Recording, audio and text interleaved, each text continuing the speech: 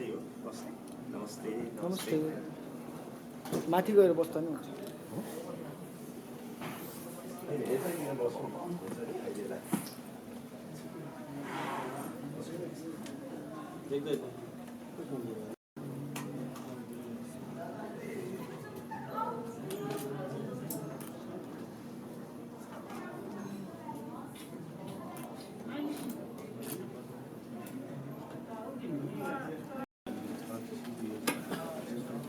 अब हामी केही क्षणमा नै हाम्रो प्रोग्राम सुरु गर्न लागिरहेको हुनाले गर्दा सबैजनालाई आफ्नो स्थान ग्रहण गरिदिनु हुन भनेर अनुरोध गर्दछु.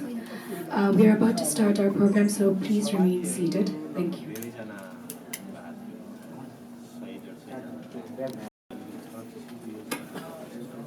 अब हामी केही क्षणमा नै हाम्रो प्रोग्राम सुरु गर्न लागिरहेको हुनाले गर्दा सबैजनालाई आफ्नो स्थान ग्रहण गरिदिनु हुन भनेर अनुरोध गर्दछु. We are about to start our program, so please remain seated. Thank you.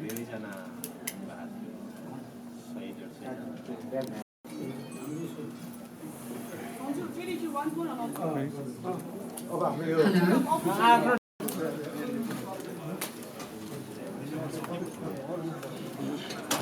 Excuse me.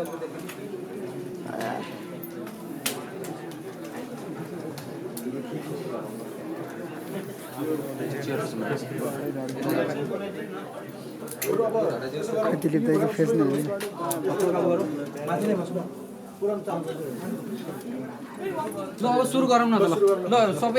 Team of International Welfare and Support Foundation of America को तर्फबाट बहुत धन्यवाद. सबैभन्दा पहिला म अमेरिकाबाट आदरणीय दिल्ली अधिकारीज्यूको नेतृत्वमा आउनुभएका 30 प्रतिनिधिहरूलाई स्वागत गर्न चाहन्छु नेपालमा र आसन ग्रहण गरिदिनु हुन विनम्र अनुरोध गर्दछु. तिरङफु राईजी, हेमकुमार खनालजी, खड्कबहादुर मगरजी, उदय मिश्राजी, खड्का बहादुर कार्की र शङ्कर मिश्रजीलाई पनि म आसन ग्रहण गर्न विनम्र अनुरोध गर्दछु. त्यसै लगायत मैले प्रोग्रामको सुरुवातमा भनेको थिएँ एक महान व्यक्तित्वले हाम्रो भाषा रहे हाम्रो संस्कृति रहन्छ, हाम्रो संस्कृति रहे हाम्रो जाति रहन्छ र हाम्रो जाति रहे हाम्रो पहिचान रहन्छ भनेर भन्नुभएको छ भनेर भनेको थिएँ. उहाँ महान व्यक्तित्व चाहिँ आज हामी माझ हुनुहुन्छ. उहाँ कोही नभए यही गर्न चाहन्छु भाषण गर्नको लागि. Please give him a round of applause. Board of director Sanchaman राईज्यूलाई पनि स्टेजमा आमन्त्रण गर्न चाहन्छु. त्यसै गरी बोर्ड अफ डाइरेक्टर मेक सुवेदीज्यूलाई पनि आसन ग्रहण गर्न विनम्र अनुरोध गर्दछु. त्यसै गरी हाम्रा गायक प्रेम राजा महतज्यूलाई पनि म स्टेजमा आमन्त्रण गर्न चाहन्छु. आउनु भएको छैन. त्यसै गरी हाम्रा नेपालका एक्जिक्युटिभ पनि आसन ग्रहण गर्न म विनम्र अनुरोध गर्दछु. त्यसै गरी हाम्री सबैकी प्रिय अभिनेत्री के अधिकारीज्यूलाई पनि म स्टेजमा आमन्त्रण गर्न चाहन्छु. प्रमोद खरेलज्यूलाई पनि म आसन गर्न चाहन्छु. आसन अहिले आउनु भएको छैन रहेछ. ठिकै छ. अब इन्टरनेसनल फाउन्डेसनको बारेमा कुरा गर्नुपर्दा चाहिँ नेपाली वेशभूषा, नेपाली संस्कृति, नेपाली कला हरूलाई सहयोगी हात पनि बन्न पुगेको छ यो संस्था. यति नै थियो इन्टरनेसनलको बारेमा सानो जानकारी. अब पनि म प्रोग्रामलाई अझै अगाडि बढाउन हाम्रो आदरणीय दाई नरेश भट्टराईज्यूलाई स्टेजमा आमन्त्रण गर्न चाहन्छु. Thank you. एकचोटि सन्जुका लागि ताली. यति मिठो सुर अब गायनमा अगाडि बढ्दै प्रतिभाशाली प्रतिभा विश्वभर उजागर होस्. सन्जुलाई म धेरै धेरै शुभकामना दिन चाहन्छु. अब कार्यक्रमको बारेमा मैले धेरै भनिराख्नु पर्दैन, यहाँहरूले थाहा पाइसक्नु भएको छ. तर पनि केही कुरा मैले भन्नै पर्छ. किन भन्दा यहाँहरूलाई केही नौलो लाग्न सक्छ, कतिलाई नौलो नलाग्न पनि सक्छ, तर धेरैलाई नौलो लाग्न सक्छ. र आज जो व्यक्तित्वहरू हुनुहुन्छ उहाँहरूको परिचय पनि मैले अझ रूपमा खुलेर गर्नुपर्छ जस्तो लाग्छ. किनकि उहाँहरू यहाँहरूसँग पहिलोचोटि भेट्दै पनि हुनुहुन्छ. अब अन्य व्यक्तित्व चिनिराखेको हाम्रो आफ्नै व्यक्तित्वहरू हुनुहुन्छ. उहाँहरूको बारेमा धेरै मैले भनिराख्नु पनि पर्दैन. सबैभन्दा पहिला यहाँहरू सबैमा मेरो नमस्कार. यहाँहरू सबैको जय होस्. एकचोटि जोरदार ताली यहाँहरू सबै. आज हामी दुईवटा कार्यक्रमको घोषणा हुने कार्यक्रममा छौँ। दुईवटा कार्यक्रम के भन्दा मेरो डान्स कप युएसए सिजन 4, मेरो भोइस कप युएसए सिजन 2, यी दुई रियालिटी सो अब हुँदैछ। र सिजन वाइज कुरा गर्दा सिजन 4 डान्सको र भोइसको कुरा गर्दा सिजन 2 र युएसए मा हुने यो चर्चित लोकप्रिय सो। र अब हुन लागेको यो दुईवटा सोमा पार्टिसिपेटहरु कहाँबाट आउनुहुन्छ भन्दा अमेरिका र क्यानाडाकै हुनुहुनेछ नेपाली भाषीहरु, उहाँहरूले भाग लिन पाउनुहुनेछ। म अलिकति यी कुराहरु सँगसँगै आज अमेरिकादेखि आउनुहुने अतिथि महानुभावहरु 30 जनालाई नै एकमुष्ट रूपमा स्वागत गर्न चाहन्छु, सम्मान अभिव्यक्त गर्न चाहन्छु। तपाईहरु हाम्रा लागि विशेष हुनुहुन्छ, खास हुनुहुन्छ र अहिलेका लागि पाहुना हुनुहुन्छ। सम्बन्ध नाता आफ्नो ठाउँमा छ, तर अहिलेका लागि पाहुना र अतिथि अथवा पाहुना भनेको अतिथि देवो भव भनेर हामी भन्छौं। र तपाईहरुलाई अतिथि यसरी खचाखच कमै मात्र भइरहेको थियो, बल्ल यो क्षेत्र चलायमान हुँदैछ र आजको यो उपस्थिति, यो भिडभाडले हामी सबैलाई भेट्ने एउटा मौका पनि दिएको छ र यसका लागि म आयोजक टिमलाई धन्यवाद पनि दिन चाहन्छु। र थोरै अब म international welfare support foundation of अमेरिकाको बारेमा कुरा गर्न चाहन्छु। अलिकति कुरा त भइसकेको छ, नन प्रफिटेबल अर्गनाइजेसन हो यो र यसले के गर्छ, किन यो स्थापना भयो, म यहाँहरुमाझ भन्छु। 2020 जनवरी 4 मा स्थापना भएको यो संस्था र यसै संस्था मार्फत यहाँ हामीसँग रुद्र बानियाजी पनि हुनुहुन्छ। रुद्रजी कहाँ हुनुहुन्छ, एकचोटि उभिदिनुस् त, त्यता हुनुहुन्छ रुद्र बानियाजी र दिलीप रायमाझी, हाम्रो लोकप्रिय नायक यता हुनुहुन्छ। उहाँहरूले यो कोरोनाको कहरको बेलामा पनि राहत वितरणमा झापाको बेलडाङ्गी बुटनिस क्याम्प र पथरी क्याम्पमा 40 लाख बराबरको खाद्यान्न स्वास्थ्य सामग्री वितरण गर्नुभयो 8500 जनालाई। यो सँगै पर्सा जिल्लामा 4000 जनालाई 40 लाखको खाद्यान्न वितरण भयो। भोइस अफ नेपाल विनर किरण गजमेरको अभिभावकको रूपमा यो संस्था छ। युएसए मै खेलकुद क्षेत्रका व्यक्तिगत रूपमा पनि उहाँ त्यति नै लाग्नु भएको छ। अब प्रोत्साहन गर्ने कुरामा सबैलाई उहाँ प्रोत्साहित गरिराख्नुहुन्छ र एक कर्मठ व्यक्तित्व भनेर उहाँलाई चिन्दा फरक पर्दैन। र कलाकार हुन् या सुवेदी इन्फ्राको बोर्ड अफ डाइरेक्टर लेजे, उहाँलाई पनि म सोही रूपमा सम्मान अभिव्यक्त गर्छु। अघि नाम आएको कुरा गरौँला। र अर्को व्यक्तित्व दिलीप रायमाझी हामीसँग यहाँ हुनुहुन्छ। दिलीप रायमाझी सर्वप्रिय कलाकार, भर्सटाइल कलाकार, सबै किसिमको भूमिकामा उत्तिकै जम्ने कलाकार र जमेको कलाकार, प्रमाणित भएको कलाकार र सबैको मन जितेको कलाकार दिलीप रायमाझी। अझ बढी पहिलो कुरा त अभिनयको कुरा, अभिनयकी खाले। अर्को कुरा अभिनय सँगसँगै जसरी नृत्यका कुराहरू आउँछन्, बोली अथवा व्यवहार प्रस्तुतिका कुराहरू आउँछन्, आम रूपमा त्यो यदि पर्फेक्सनका कुरा आउने हो भने नेपाली नायिकाहरूमा त्यो पर्फेक्सन भएको नायिका वान एन्ड ओन्ली केकी अधिकारी र आमन्त्रण गर्छु।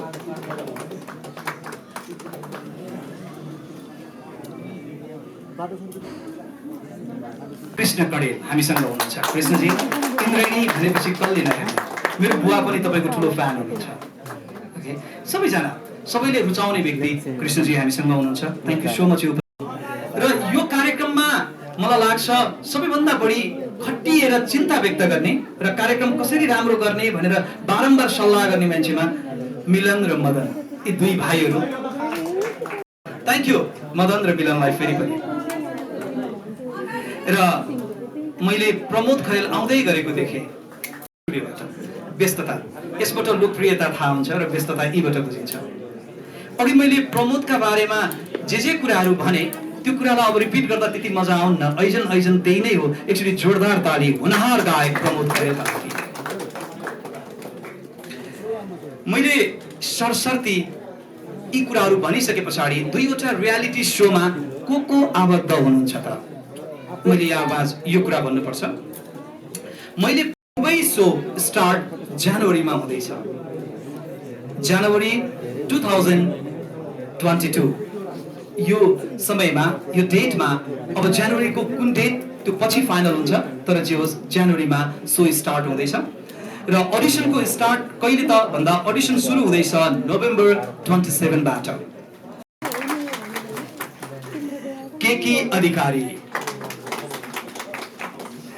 शङ्कर बीसी र नरमान राई। एकचोटि ताली बजाऊ। 4 जना जज अहिलेका लागि। अब मेरो भोइस कप युएसए सिजन 2 को जजमा अधिकारीजीलाई सर्वप्रथम आजको यो नरेश त प्रेस मिट कार्यक्रम सञ्चालकज्यू र यस कार्यक्रममा उपस्थित हुनुभएका विशिष्ट व्यक्तित्वहरू, पत्रकार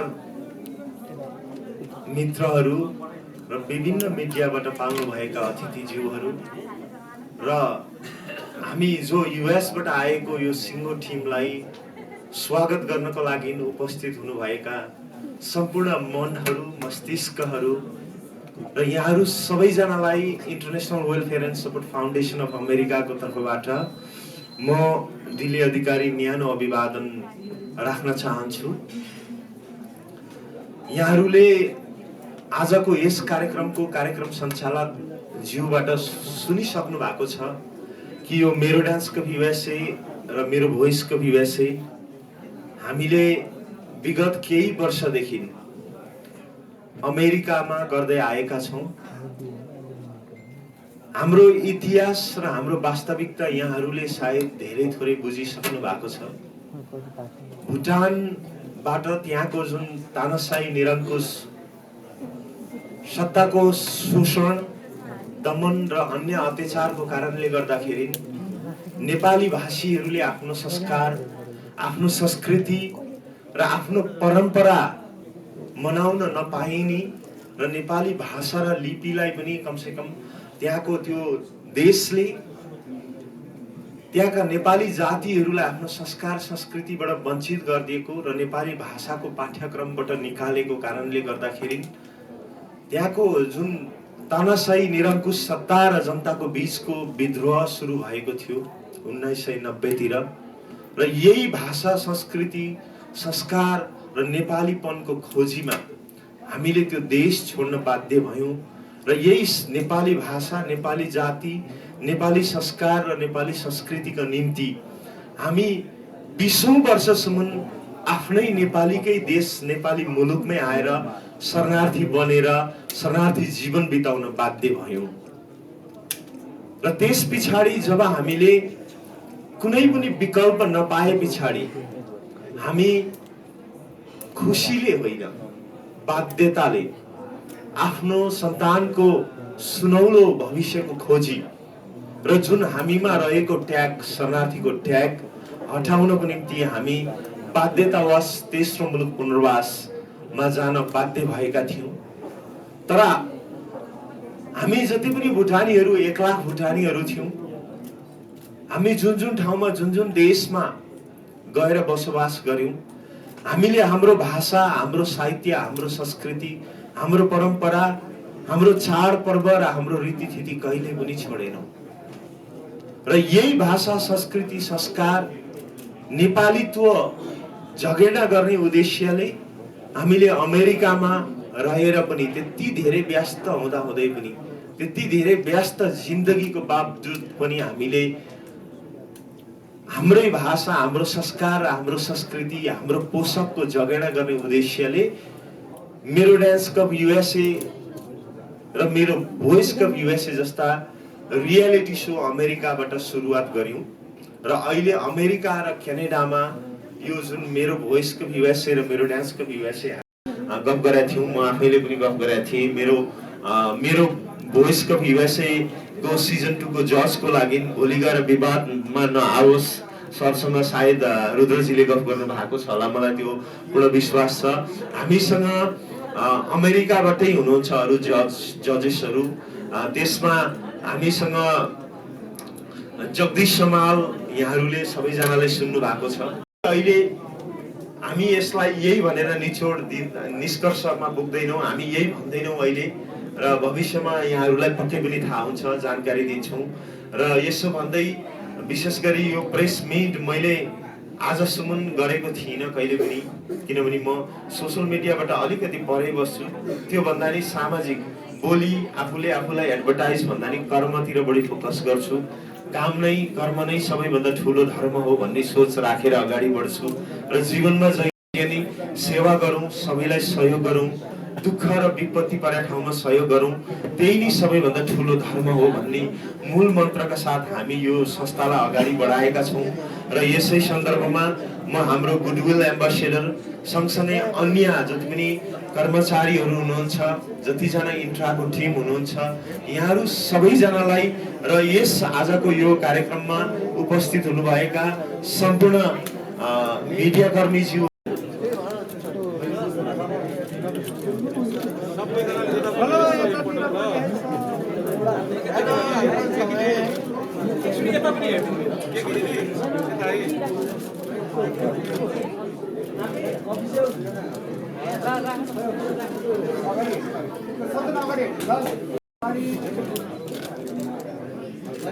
Thank you so much. Thank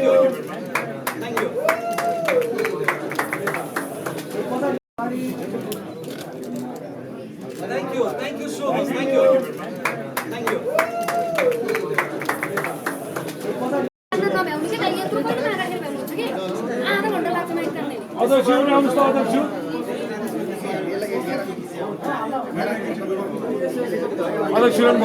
choreographer, कलाकार, निर्देशक शङ्कर विशी, त्यस्तै गरी नायिका तथा निर्मात्री केकी अधिकारीज्यू हुनुहुन्छ। र सुरुमा तपाईँहरूलाई जति पनि हामीसँग मिडिया हुनुहुन्छ यहाँहरू माझ तपाईँहरूलाई स्वागत छ। Thank you so much. Thank you, धन्यवाद छ सबलाई। र सुरुमै सिइओ ज्यूबाट जाउँ है, प्रश्न गरौँ, त्यसपछि अनि हामी दिलीप दाई, केकीजी र शङ्कर जीसँग जान्छौँ। सुरुमै तपाईँले यो मेरो डान्स कप सिजन कलाकार जन्माएपछि त्यो कलाकारहरूले चाहिँ कुन स्थान पाउँछ यो तपाईँहरूलाई क्लियर छ कि छैन? नम्बर 1, तपाईँले त स्टार जन्माइदिनुहुन्छ, तर प्लेटफर्ममा चलचित्र हो या साङ्गीतिक क्षेत्रमा उनीहरूको स्थान के हुन्छ? Reality shows, thank you for the question Manish दाई। रियालिटी सोज खास गरी एउटा सो हो भन्ने कुरा चाहिँ हामीले ध्यानमा राख्नुपर्ने आवश्यकता छ। यस्तो सो हो जुन चाहिँ सायद कुनै प्लेटफर्ममा हामी देखाउनको लागि हामी निर्माण गर्छौँ र त्यो निर्माणको साथसाथै त्यहाँ विभिन्न ट्यालेन्ट्सहरू, अब जस्तो जुन रियालिटी सो त्यो हिसाबले त्यही किसिमका ट्यालेन्टहरूको लागि ठाउँ दिइन्छ र त्यस पछाडि जब विनर डिसाइड हुन्छ, भोटको हिसाबले दर्शकहरूले आफ्नो विनर आफै चुज गर्नुहुन्छ होइन। त्यस पछाडि भनेको उहाँहरूले आफ्नो प्लेटफर्म अब कसरी आफै निर्माण गर्ने भन्ने चुनौती चाहिँ उहाँहरूमै हुन्छ। हामीले गर्न सक्ने भनेको त त्यो एउटा फ्लोर ओपन गरिदियौँ, दर्शकमाझ उहाँहरूको परिचय गराइदियौँ, अब उहाँहरूले आफूलाई कसरी विकसित गर्दै लिएर जानुहुन्छ त्यो कुरा पनि एउटा फर्स्ट थिङ चाहिँ आउँछ होइन। र आफूलाई कसरी मोडल गर्दै लिएर जानुहुन्छ, एट द एन्ड त त्यस्तै व्यक्तिहरूले नै स्थान पाउने हो, त्यही ट्यालेन्टलाई चाहिँ सबैजनाले सम्मान गर्दै लाने कुरा हो।